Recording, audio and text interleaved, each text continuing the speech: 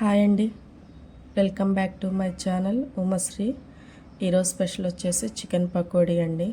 చాలా అంటే చాలా సింపుల్గా ఇంట్లోనే చేసుకోవచ్చు.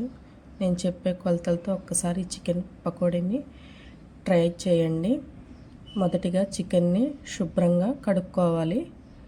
2 స్పూన్లు ఉప్పు, పావు టీ స్పూన్ పసుపు, ఒక చెక్క నిమ్మరసం వేసుకొని చికెన్ మొత్తాన్ని కూడా ఒక 2 మినిట్స్ పాటు మ్యాగ్నేట్ చేసుకోవాలి. ఇలా కలుపుకోవడం వల్ల చికెన్కి ఉప్పు, నిమ్మకాయ పట్టి మంచి టేస్ట్ వస్తుంది. ఇలా మొత్తం కలుపుకున్న తర్వాత అందులోని 2 టీ స్పూన్లు కారము,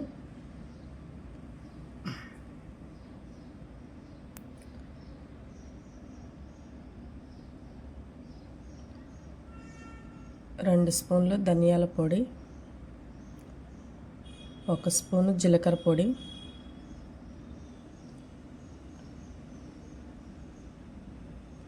1 చిన్న స్పూను గరం మసాలా, 2 స్పూన్లు అల్లం వెల్లుల్లి పేస్ట్. అప్పటికప్పుడు ఫ్రెష్గా పట్టుకొని వేసుకోండి. చికెన్ పకోడీ చాలా టేస్ట్ ఉంటుంది. ఇలా మొత్తాన్ని కూడా ఆ మసాలా మొత్తం కూడా చికెన్కి పట్టేలాగా మొత్తం కలుపుకోవాలి.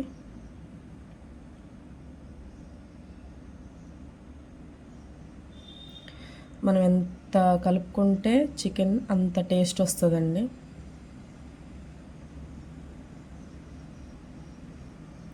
మొత్తాన్ని కూడా కలుపుకొని అందులోనే 2 స్పూన్లు కార్న్ఫ్లోర్ వేసుకోవాలి, 2 స్పూన్లు శనగపిండి వేసుకోవాలి, 2 స్పూన్లు బియ్యపు పిండి వేసుకొని మళ్ళీ ఆ పిండి అంతా మొత్తం ముక్కలకి పట్టేలాగా ఒక 2 మినిట్స్ పాటు మళ్ళీ మొత్తాన్ని కలుపుకోవాలి.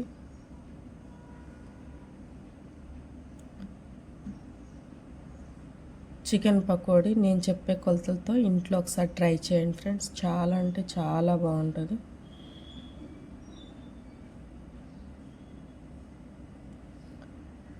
ఇలా మొత్తం కలుపుకున్న తర్వాత ఒక 3 పచ్చిమిర్చిని చీల్చి అలా వేసుకోవాలి. కొంచెం కరివేపాకు,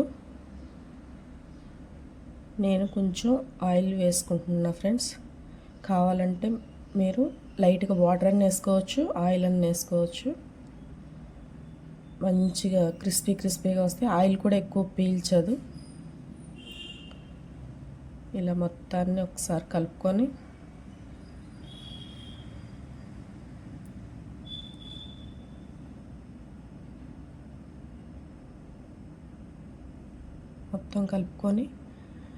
ఒక 2 అవర్స్ పాటు ఫ్రిడ్జ్లో పెట్టండి. ఫ్రిడ్జ్ లేకపోతే బయటైనా ఒక 2 అవర్స్ పాటు ఉంచండి. ఆ మసాలా మొత్తం కూడా చికెన్కి బాగా పడుతుంది. 2 అవర్స్ తర్వాత బయటికి తీసి చికెన్ మొత్తాన్ని కూడా ఒకసారి కలుపుకోవాలి. మొత్తాన్ని కలుపుకొని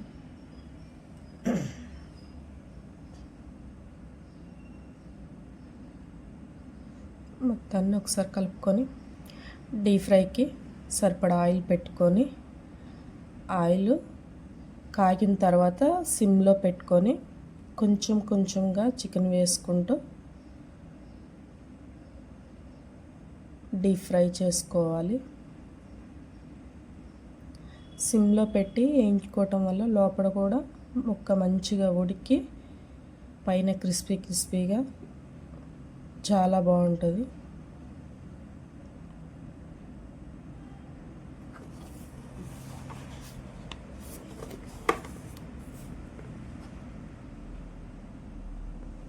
ఇలా చికెన్ మొత్తాన్ని మంచిగా సిమ్లో పెట్టుకొని వేయించుకోవాలి.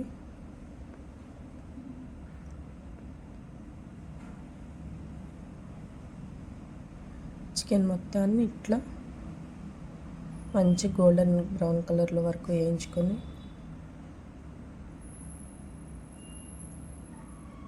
ఒక గిన్నెలోకి తీసుకోవాలి.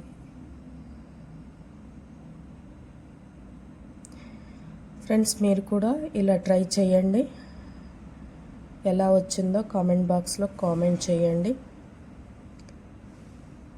ప్లీజ్ సబ్స్క్రైబ్ చేసుకోండి, షేర్ చేయండి.